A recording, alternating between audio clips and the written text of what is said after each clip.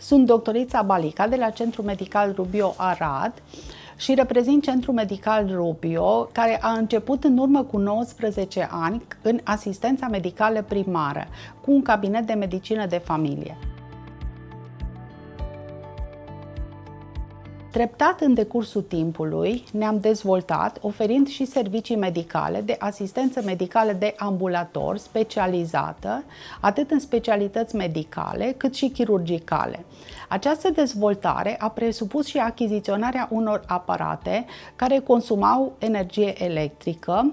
Cel mai mare consumator de energie electrică a fost achiziționat în anul 2023, un computer tomograf de înaltă performanță.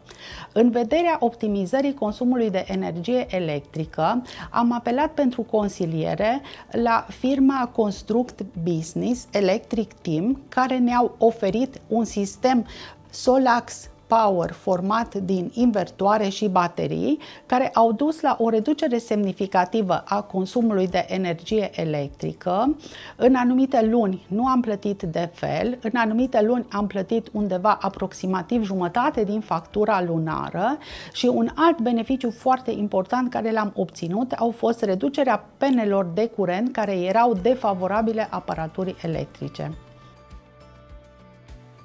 Bună ziua, mă numesc Țărău Mircea, sunt directorul tehnic de la Construct Business Electric Team și ne aflăm la Centrul Medical Rubio, centru medical care și-a făcut o dezvoltare și o extindere de activitate, aducând echipamente noi.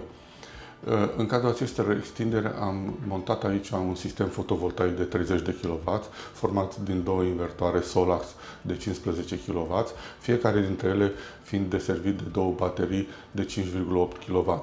Asta înseamnă că sistemul este de 30 de kW și bateriile de 23 de kW. Am montat acest sistem pentru că asigură necesarul de consum al centrului medical și pentru că asigură trecerea foarte rapidă pe partea de emergency în cazul unor întreruperi de curent.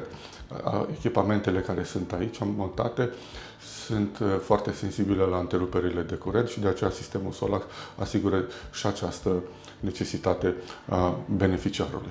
Recomandăm cu încredere Solax Power